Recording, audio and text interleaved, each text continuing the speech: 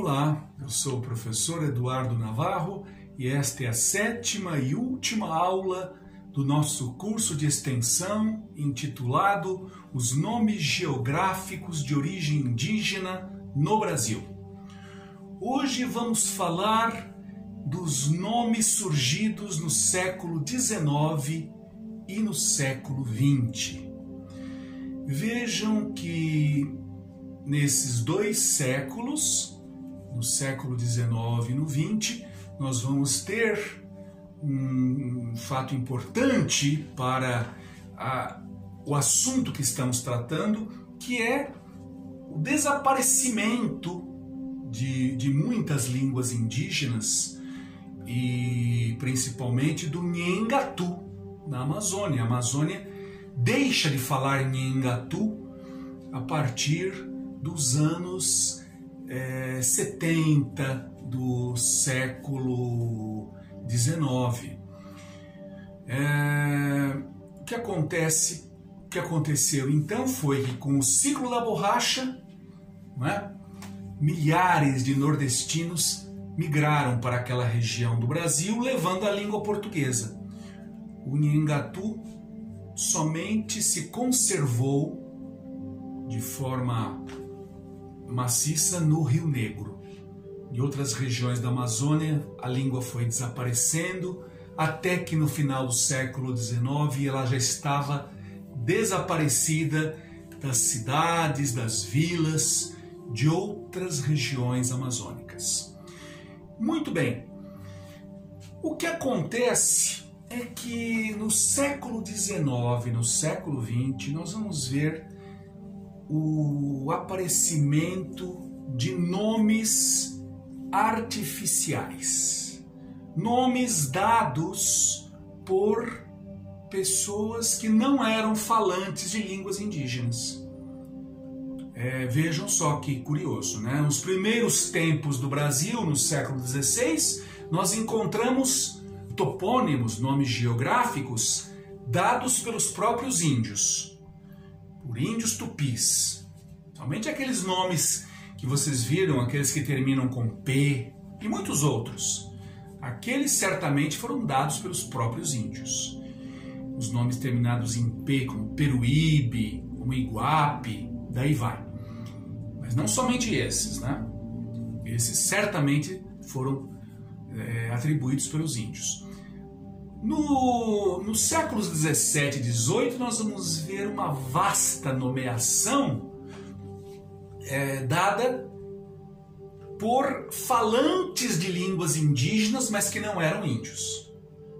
Eram colonizadores, eram bandeirantes, eram missionários, eram mestiços, que não eram propriamente índios mais. E agora nós vamos ver no século XIX, no final do XIX, no século XX, a atribuição de nomes indígenas, principalmente em língua tupi, antiga, em línguas gerais, mas também em guarani, em outras línguas, muito menos, mas também. Nós vamos ver a atribuição por não falantes de línguas indígenas. É uma atribuição, então, completamente artificial. Pois bem, vejam o que acontece. No século XVIII, nós temos uma nova formulação teórica sobre o homem e sobre o mundo, conhecida como o Iluminismo.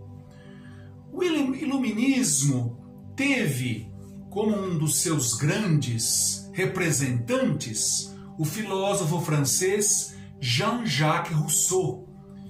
Jean-Jacques Rousseau, inspirado nos textos dos viajantes dos séculos XVI e XVII, textos escritos, na América, ou textos escritos a partir de experiências tidas na América, muitas delas no Brasil, Jean-Jacques Rousseau vai elaborar um mito, o mito do bom selvagem.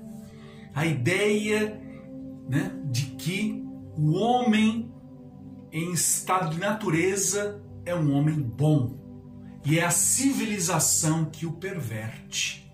Essa ideia, então, vai ter uma larga voga, vai ter uma grande repercussão na origem do romantismo. O romantismo, então, ele vai surgir a partir dessas ideias que os iluministas vão elaborar.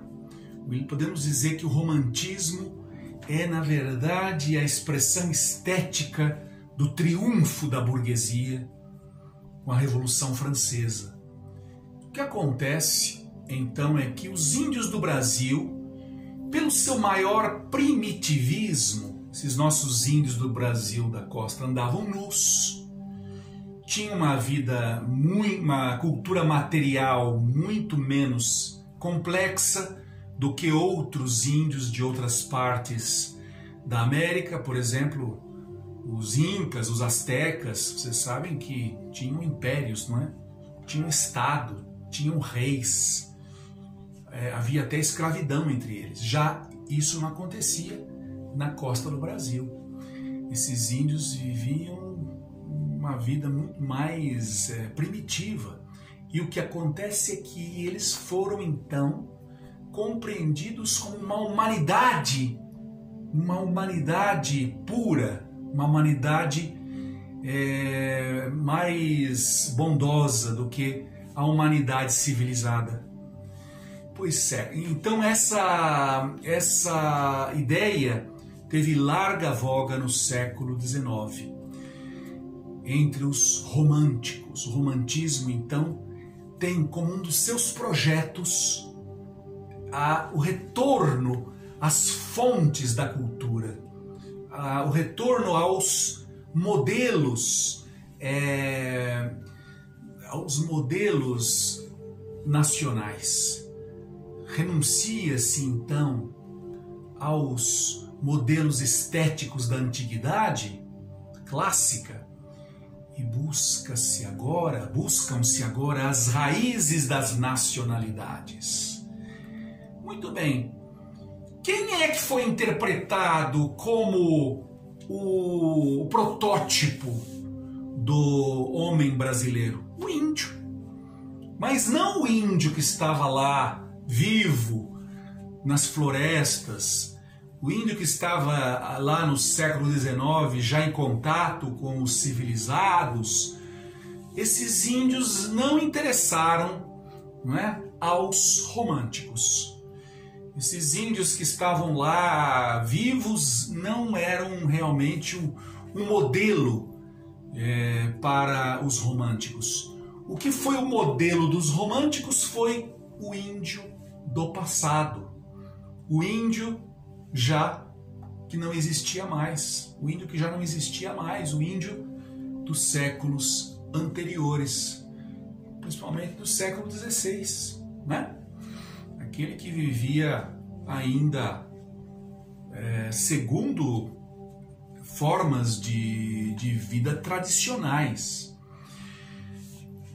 Então, o que acontece é que vai surgir um verdadeiro mito no Brasil.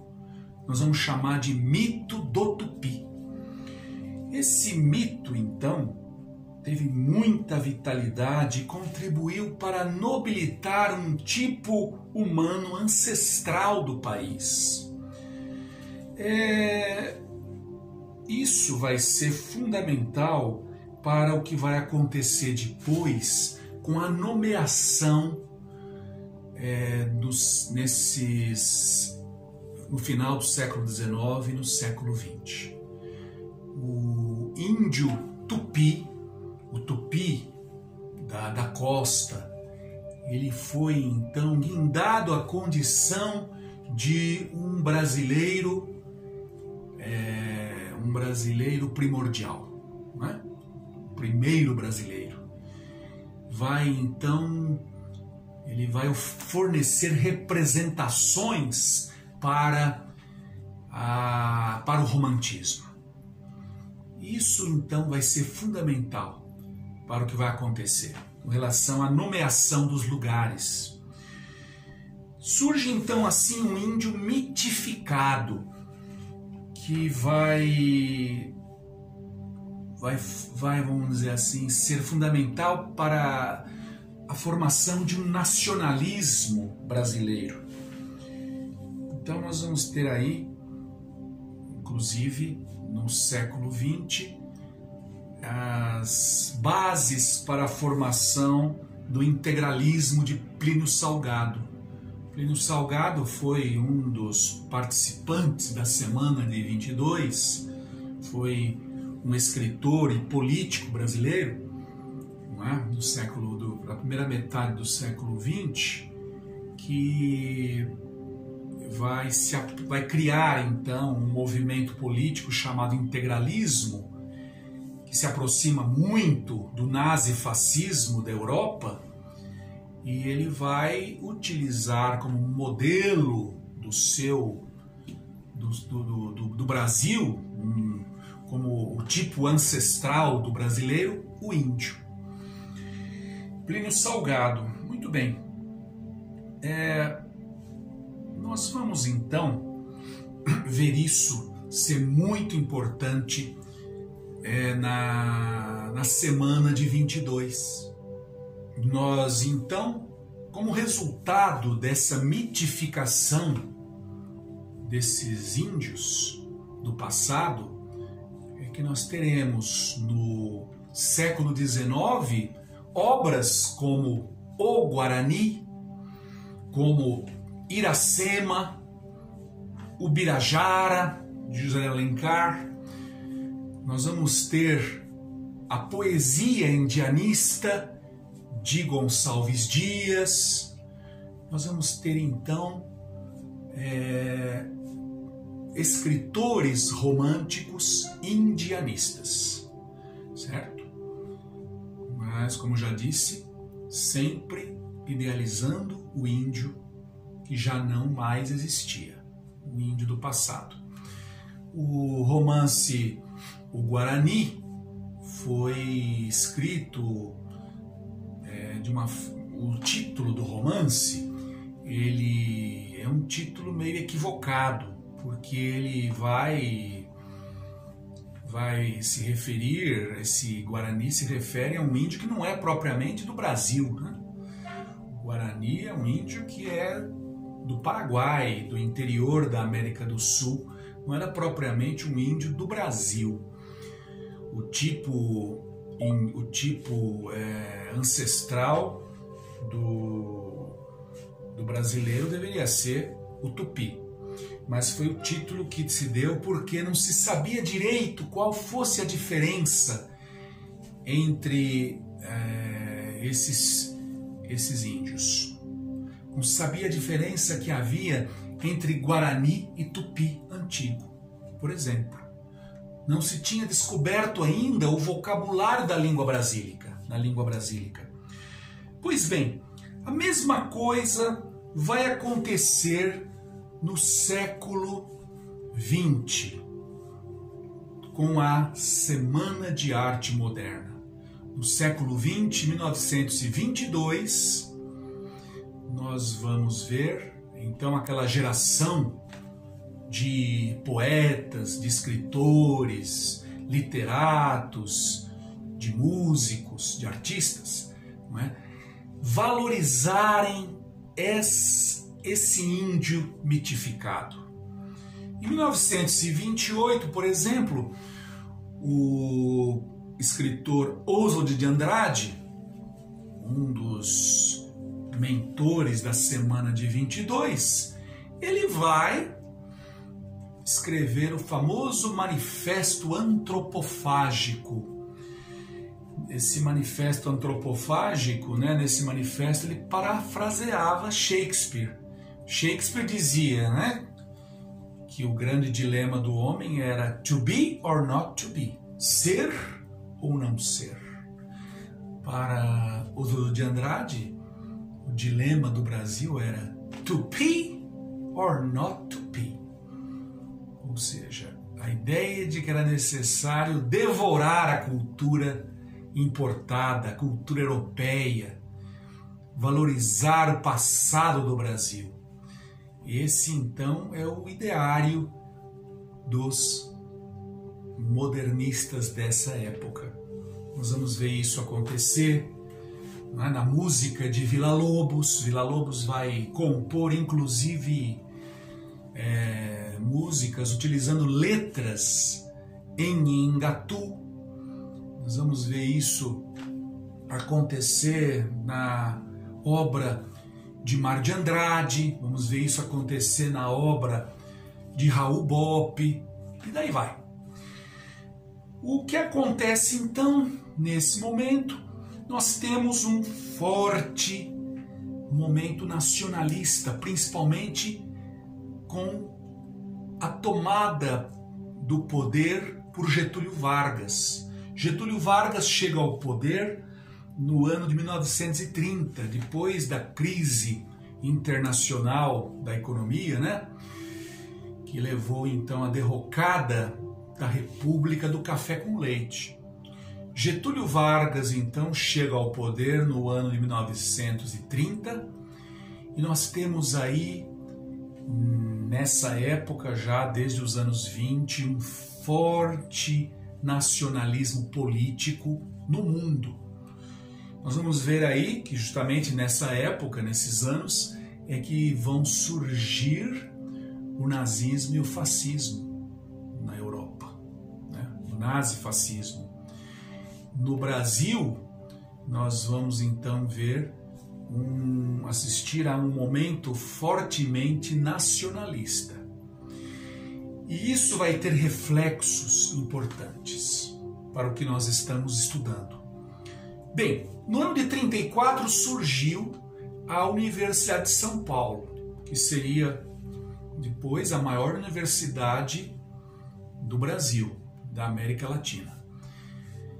E em 1935, um ano após o surgimento da USP, foi criado na universidade o curso de Tupi. Naquela época chamava-se cadeira de Etnografia e Língua Tupi-Guarani. Quer dizer, vejam aí a confusão que havia. Não se sabia direito a diferença.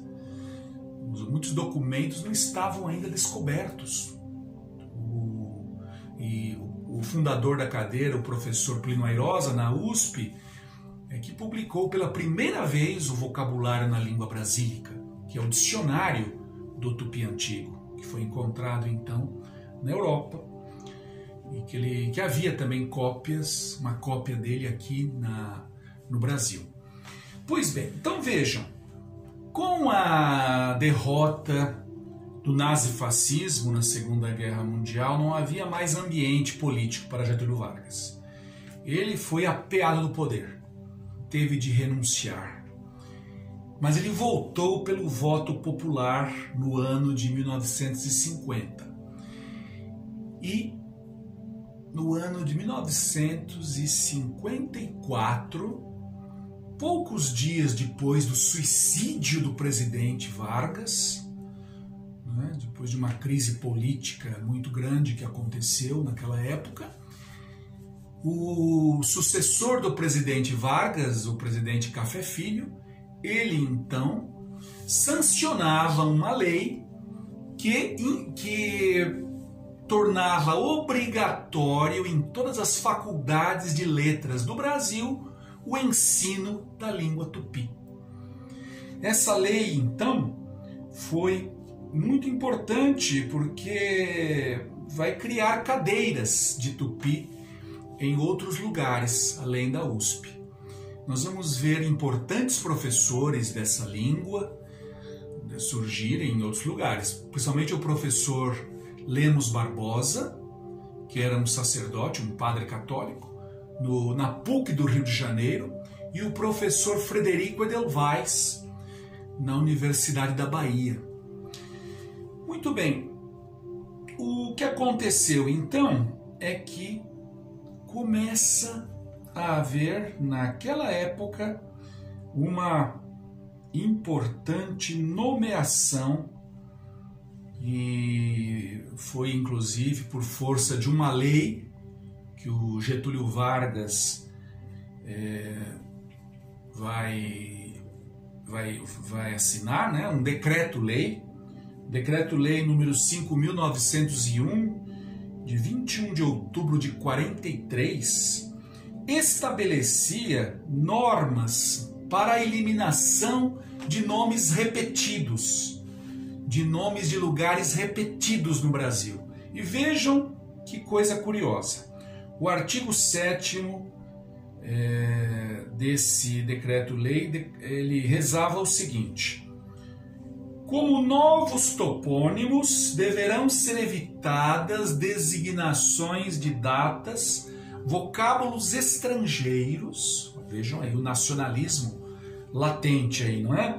Nomes de pessoas vivas, expressões compostas de mais de 2 palavras, sendo, no entanto, recomendável a adoção de nomes indígenas ou outros com propriedade local. Isso então é de 1943, Diário Oficial da União. Muito bem, então uma série de fatos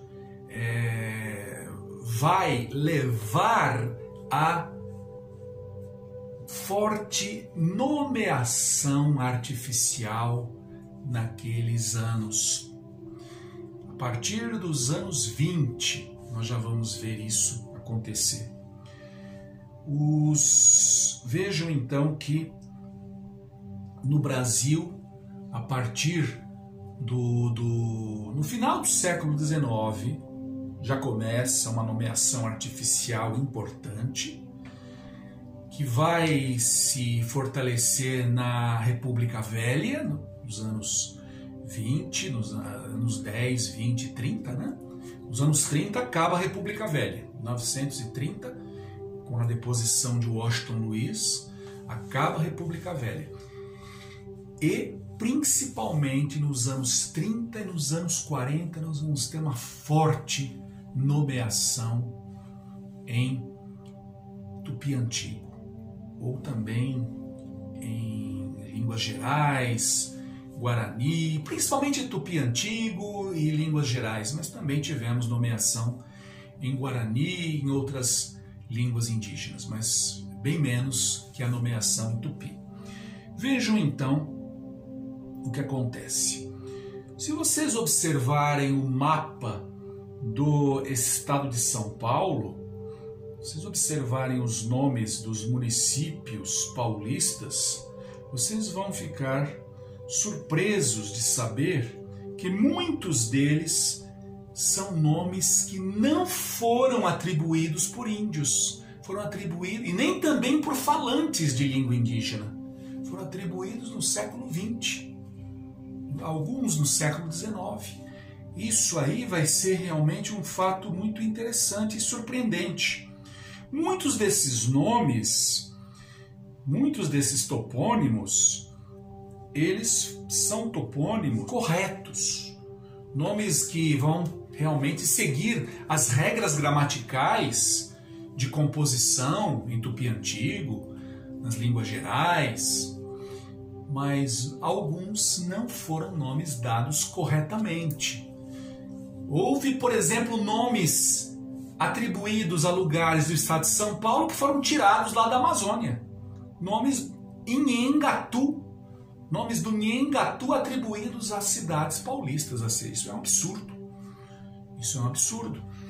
Então nós podemos classificar os nomes indígenas do estado de São Paulo. Vocês podem ver aí nesses gráficos que aí estão. Nós temos no estado de São Paulo mais de 600 municípios, certo? Sendo que de origem indígena são mais de 200 os nomes de municípios, sendo que quase a metade deles é de nomes espontâneos, nomes atribuídos espontaneamente no passado por índios ou por falantes de língua indígena, e a maior parte é de nomes artificiais. Veja que coisa curiosa. Nós temos então, nesse outro gráfico, número 2, o número de nomes artificiais dos municípios paulistas criados desde o final do século XIX, desde 1890. Vejam aí, entre 1890 e 99, no estado de São Paulo foram criados 6 nomes de municípios, ou também, principalmente os municípios, nós não estamos considerando aqui os distritos. Entre 1900 e 1909 foram 28 nomes. Entre 1910 e 19 foram 18. Entre 20 e 29, 21 nomes. Entre 1930 e 39 foram 11 nomes. Nos anos 40, justamente os anos em que surgiu aquele decreto-lei de Getúlio Vargas, tivemos 39 nomes. Entre 40 e 49. Entre 50 e 59, 6 nomes de municípios de origem indígena.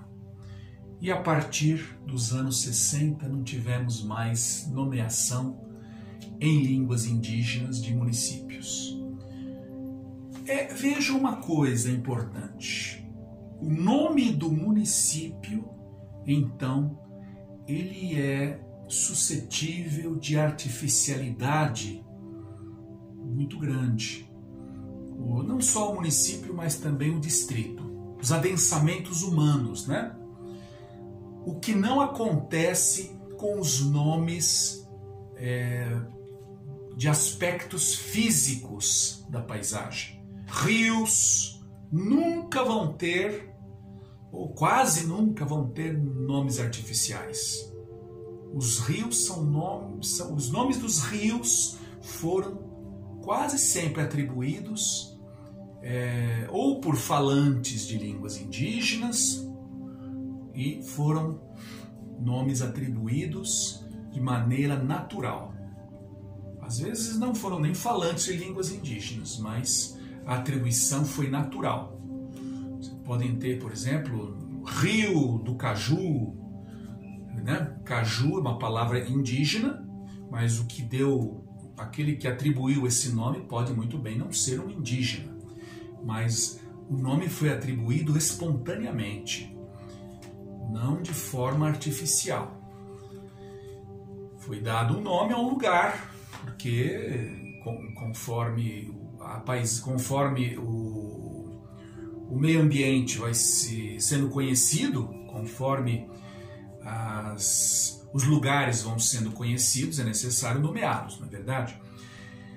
Muito bem, vocês têm aqui uma atribuição mais importante justamente nos anos 40. Mas já no início do século, a atribuição foi muito expressiva, foram 28 nomes. É um momento, então, de valorização das raízes brasileiras, das raízes paulistas, das raízes brasileiras, né? Muito bem. Esses nomes artificiais, então, eles podem ser classificados em 2 categorias principais. Podemos chamá-los, então, de nomes ou topônimos, né? Nomes de lugares. Topônimos adequados e topônimos inadequados. Nós podemos classificá-los assim. Entre os topônimos adequados, o que seriam eles, né? Os topônimos adequados são nomes formados corretamente do ponto de vista linguístico e atribuídos a lugares onde as línguas de que se originaram foram efetivamente faladas. Ou ainda são nomes de origem tupi já incorporados ao léxico do português. né, se forem compostos esses nomes, eles obedecem às regras de composição das línguas de matrizes tupis das quais eles surgiram.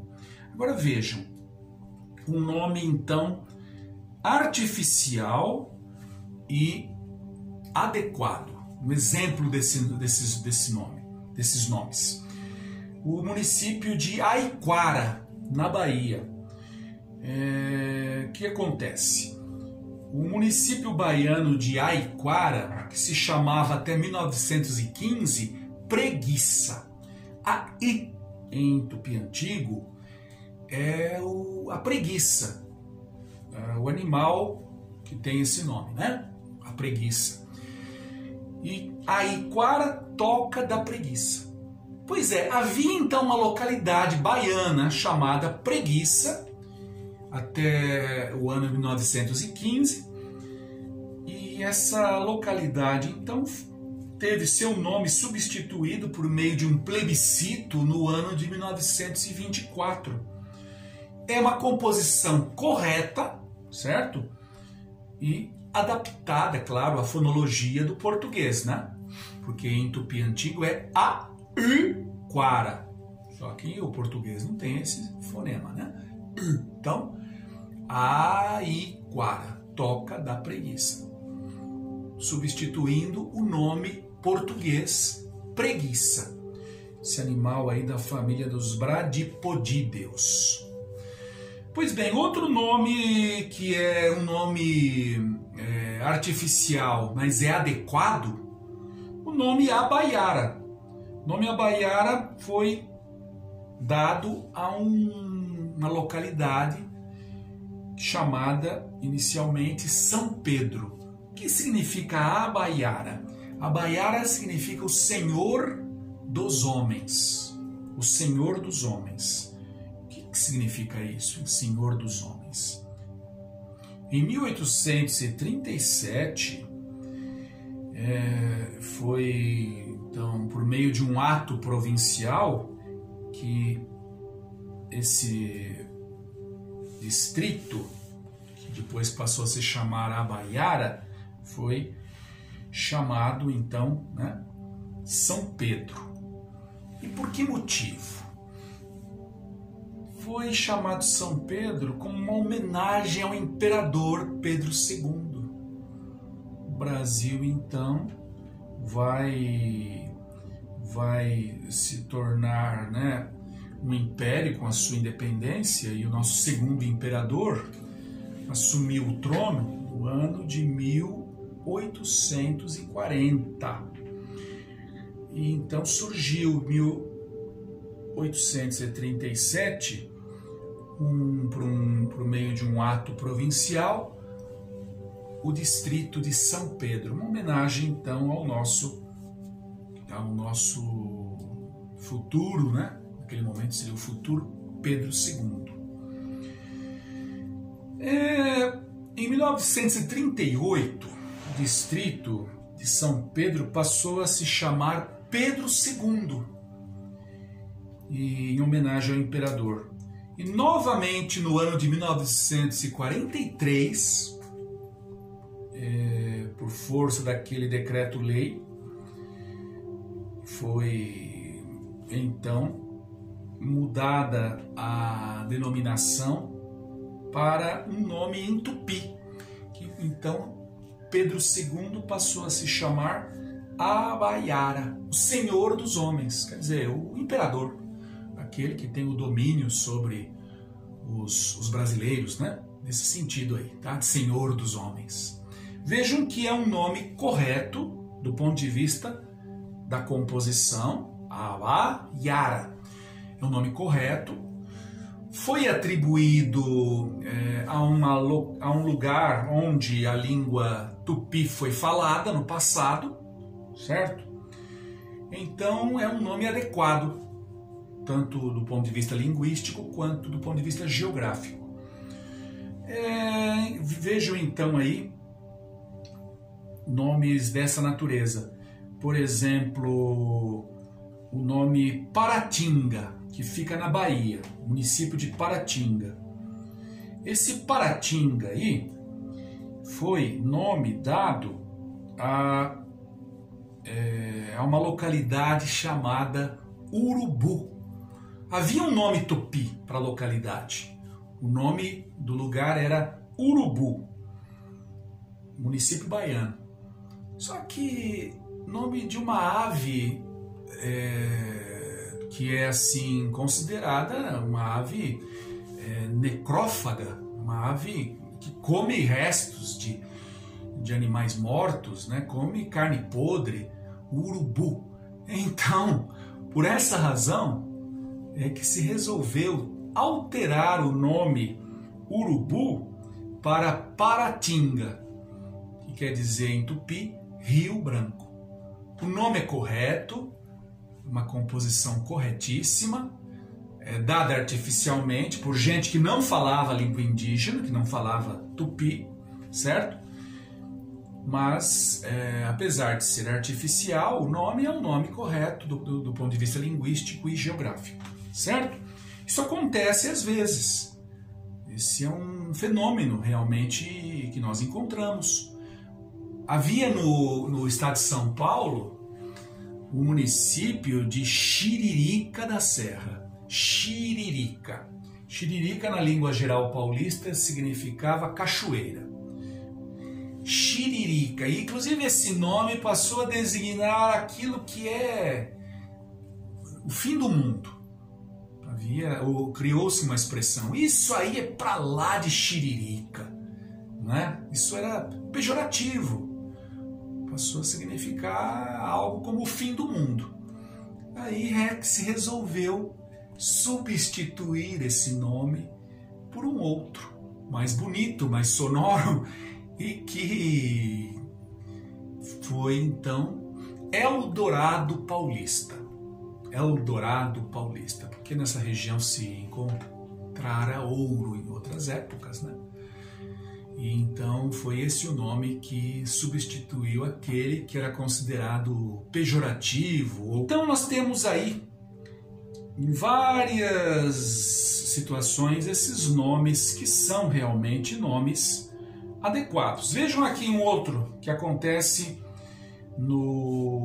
na Bahia também. O nome Acajutiba.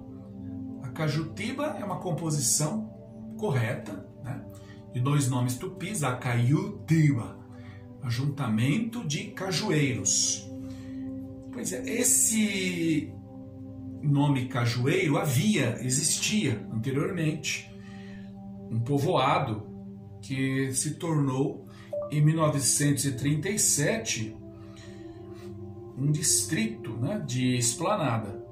E nesse ano de 37, o nome foi alterado então para Acaiutiba. Em vez de se chamar cajueiro, o cajueiro e a Acajutiba não são exatamente a mesma coisa, né? A Acajutiba é um ajuntamento de cajueiros, onde há muitos cajueiros.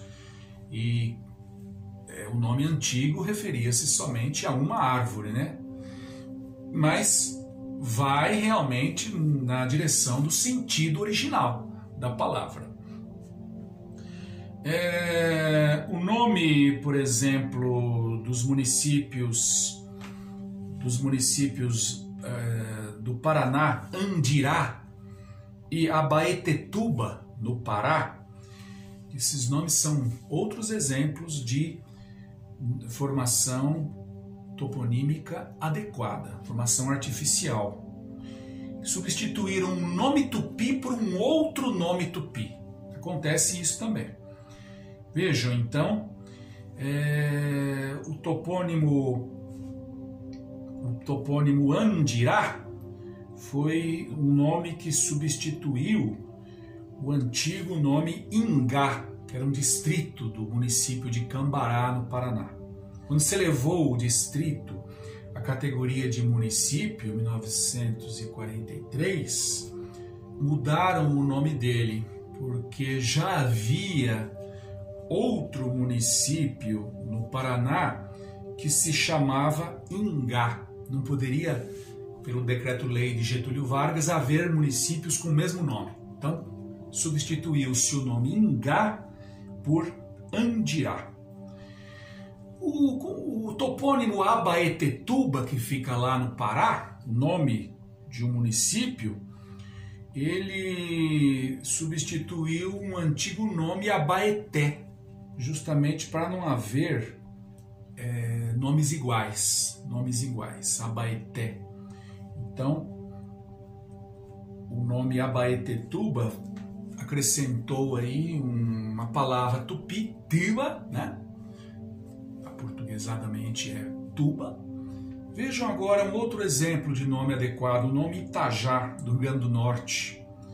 Esse topônimo é exemplo de nomeação original, que não foi inspirada em denominação anterior, nem tomada de dicionários do português, né? Foi atribuído artificialmente ao povoado dos Lopes, que foi elevado à categoria de município em 1992.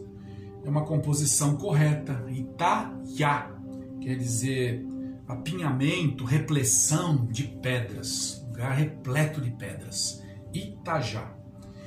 Então vejam que houve criação toponímica até na década de 90. No estado de São Paulo não, nós dissemos que não houve mais nada a partir da década de 60. Mas no Brasil houve nomeação artificial, né? Artificial nos anos 90 ainda. Tem uma nomeação correta. Agora vamos ver os topônimos inadequados, nomes incorretos do ponto de vista linguístico ou do ponto de vista geográfico. Os topônimos geograficamente inadequados podemos dar como exemplos Miracatu, é um nome do Nhengatu. Mira em Nhengatu quer dizer gente. Catu, boa. Miracatu quer dizer então gente boa. Foi um nome que foi atribuído em 1944. É uma composição correta, do ponto de vista linguístico não há nenhum problema, ele é um nome correto em Nhengatu. Mas foi atribuído a uma localidade de São Paulo, é um município do estado de São Paulo. Quer dizer, realmente aí a inadequação é geográfica, não é linguística.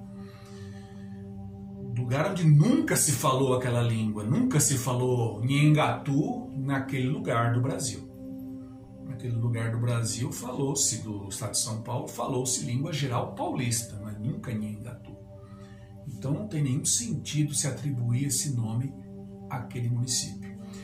Outro exemplo que nós temos no Rio de Janeiro, o município de Itaocara. É um nome que surgiu até muito antes dos outros nomes artificiais. Foi atribuído em 1850. É uma atribuição bem antiga, certo? É uma composição correta em tupi antigo, do ponto de vista linguístico não há problema. Itaocara quer dizer uma ocara, uma praça de pedra, né? O que acontece? Era um antigo nome dado em português, Aldeia da Pedra, havia esse nome, que era dos índios purus e coroados, do tronco macrogê. E o que acontece? Traduziram Aldeia de Pedra, não assim perfeitamente, de uma forma bem livre, como Itaocara, que seria, na verdade, Ocara é aquela praça, aquela parte aberta que fica entre as ocas.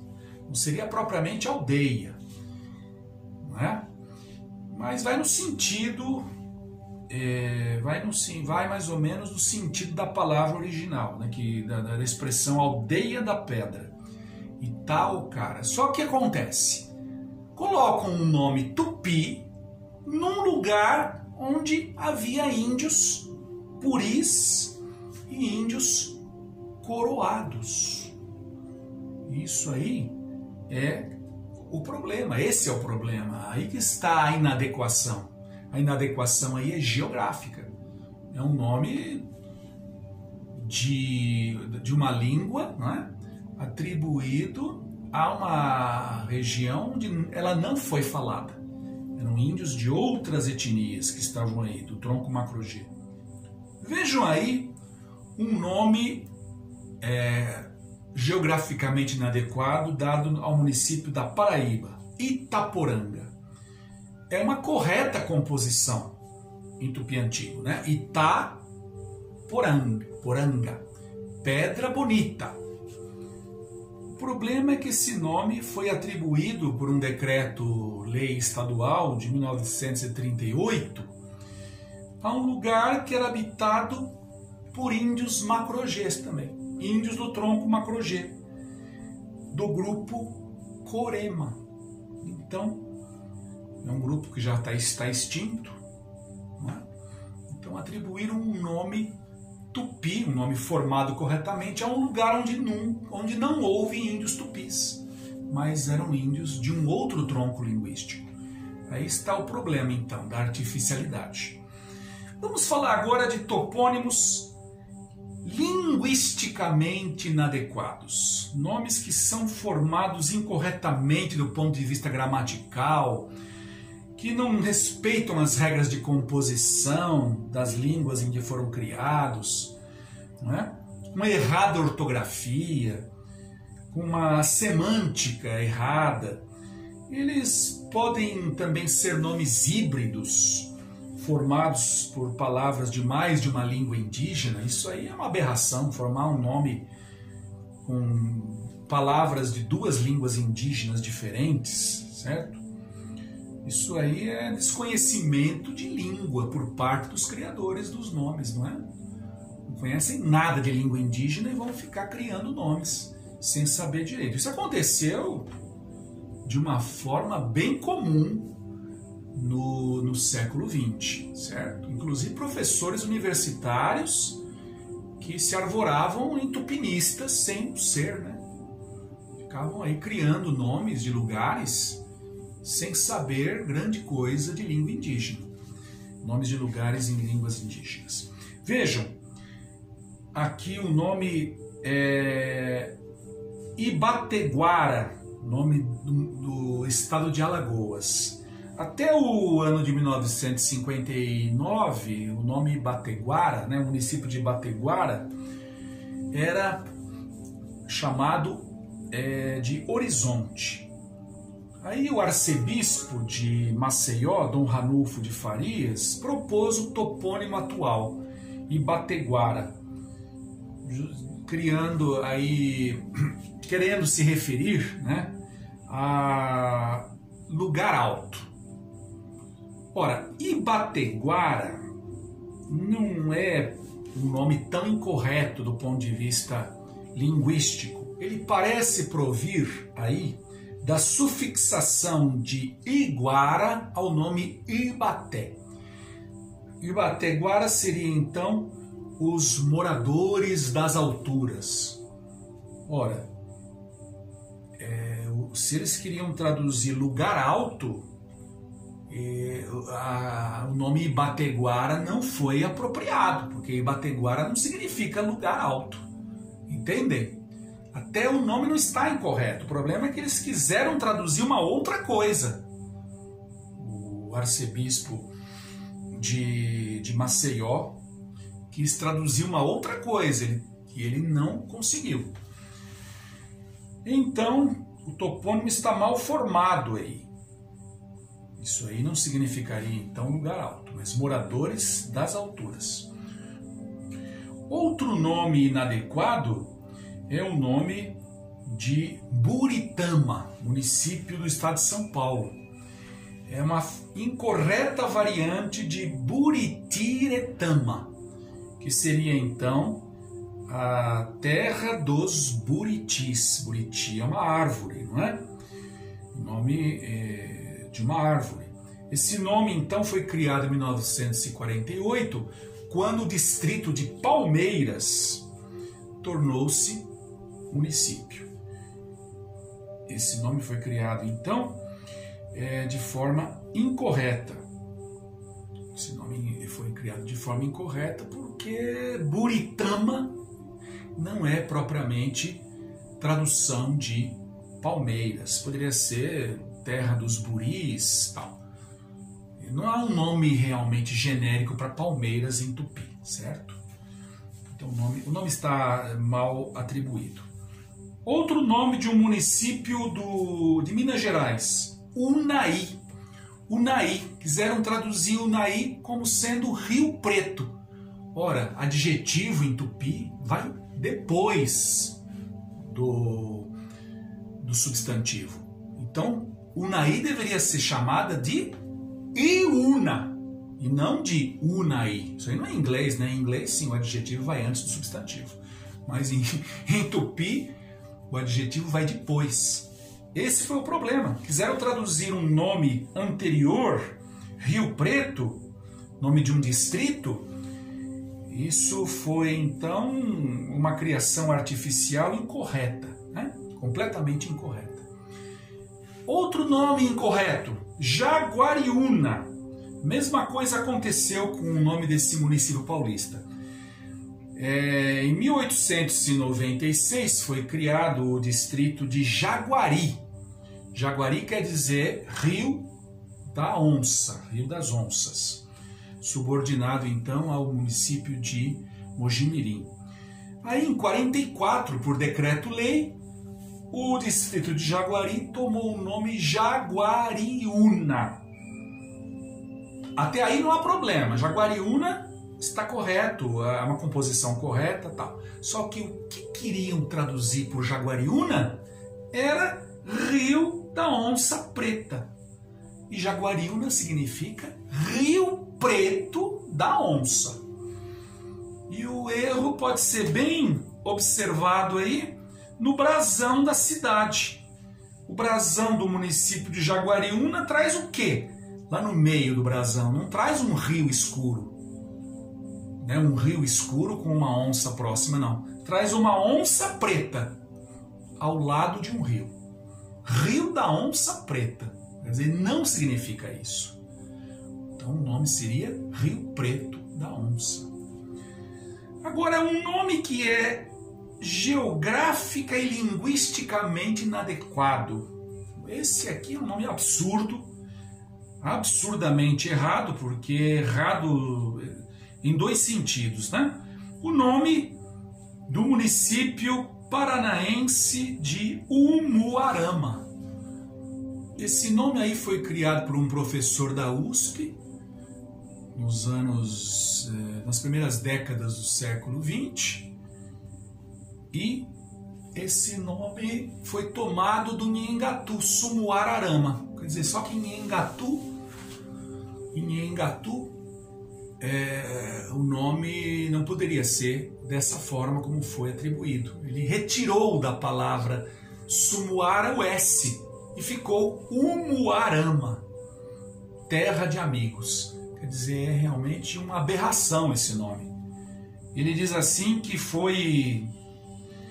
No dicionário dele diz assim: é um neologismo feito por nós com elementos tupis e significa lugar ensolarado para encontro de amigos. Quer dizer, absurdo completo. Esse nome aí não faz o mínimo sentido, não significa absolutamente nada, certo? Outro nome assim, dessa natureza, nós temos no estado de São Paulo, o nome Mairiporã. O nome Mairi, em Nhengatu, significa cidade. Porã é o nome do Guarani e significa bonito. Então, Mairiporã, cidade bonita. Vejam que absurdo. Tomou um nome lá da Amazônia, do Nhengatu, juntou com um nome Guarani e atribuiu a uma localidade de São Paulo, Mairiporã. Vejam então um nome inadequado, tanto do ponto de vista linguístico, que é uma composição incorreta com duas línguas indígenas, isso aí é um absurdo, e um nome geograficamente inadequado, porque é atribuído a uma localidade de São Paulo onde nunca se falou Nhengatu, e muito menos Guarani, certo? Outro nome inadequado, do ponto de vista linguístico e geográfico, é o nome do município do Tocantins, Itacajá. Havia ali índios craós, índios que foram missionados pelo pastor Francisco Colares em outros tempos. Esses índios craós não são índios tupis. E o que acontece? Isso originou um adensamento humano que se tornou distrito em 38 e município em 1953. Aquele lugar, aquele topônimo provém do nome de uma cachoeira chamada Cajá, Cachoeira do Cajá, no rio Manuel Alves, que banha aquela localidade. Cajá é um nome simples, espontâneo, dado espontaneamente, motivado pela existência dessa árvore, uma árvore anacardiácea, né? Chamada cajazeira, ou cajá. Agora, quando mudaram o nome para Itacajá, aquilo ficou absurdo. O nome ficou absurdo, porque Itacajá significa cajá de pedra. Nome criado artificialmente, com étimos do tupi antigo e com um sentido absurdo. Nome em tupi antigo dado a um lugar onde nunca houve índios tupis. Eram índios de outra origem. Índios de outra origem. Então, vejam, para encerrar, que a toponímia, né, a nomeação artificial com origem no tupi antigo e com origem nas línguas gerais coloniais, ela convive no Brasil com muitos nomes artificiais dados por não falantes de nenhuma língua indígena. Isso então hipertrofiou a influência tupi, que já não era pequena, tornou essa influência ainda maior na formação do sistema toponímico brasileiro. Não afetou essa nomeação artificial, não afetou de jeito nenhum os elementos físico-naturais. Esses realmente são os nomes mais autênticos dos elementos físico-naturais. Os nomes dos rios, dos córregos, dos morros, das serras. Esses nomes muito dificilmente mudam, muito dificilmente recebem nomes artificiais, certo? Não vamos dizer assim, não são nomes propícios a mudanças fáceis, certo? Então esses nomes são muito importantes, são uma verdadeira crônica do espaço geográfico. Revelam aspectos antigos do espaço. Nós temos aí um professor Helmut Tropmeier, ele reconstitui a vegetação primitiva do estado de São Paulo a partir dos nomes de lugares, dos nomes antigos. Ele vai, por meio dos nomes, saber que vegetação havia naqueles locais do estado de São Paulo. Quer dizer, o topônimo, os nomes dos aspectos físicos da paisagem, eles são uma verdadeira crônica do espaço geográfico. Se foram dados nomes artificiais, também surgiram nomes, se foram dados nomes adequados e corretos, também surgiram nomes sem sentido e erroneamente formados, que nada mais revelam senão o despreparo das pessoas que os criaram, não é? Mas há nisso tudo um aspecto positivo. Essa nomeação artificial vai nobilitar ou vai tentar nobilitar línguas indígenas num século de grande modernização tecnológica, como foi o século XX. E nesse século XX, o índio representou o quê? Representou o passado, o atraso social e econômico. Ainda que mitificado, não é? Ele foi, de certa forma, valorizado. Num Brasil que tinha olhos mais voltados para a Europa e para os Estados Unidos que para si mesmo. Foi uma maneira de o Brasil homenagear os derrotados da sua história, os índios. Tal fenômeno também era uma homenagem saudosista a um Brasil tradicional que começava a se transformar e a se modernizar. Representava as vozes de um passado que não queria morrer. Então, o Teodoro Sampaio expressou muito bem isso no seu livro, publicado em 1901, e que eu vou citar como encerramento deste nosso curso.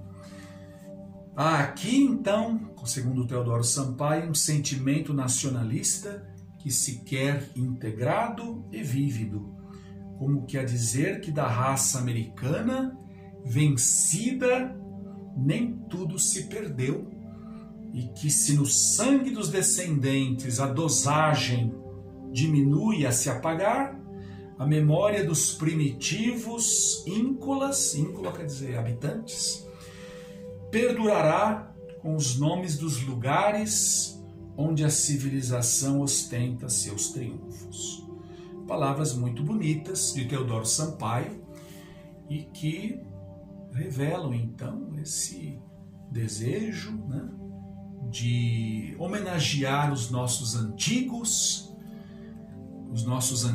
brasileiros e que infelizmente nos tempos de hoje sofrem dia a dia, né, a diminuição dos seus territórios, o desaparecimento das suas línguas originais. Então, eu espero que este nosso curso, em 7 aulas, tenha mostrado a vocês um pouco dessa questão tão apaixonante e interessante que é essa nomeação em línguas indígenas no nosso país. A todos vocês, então, meu muito obrigado pela participação de nosso curso.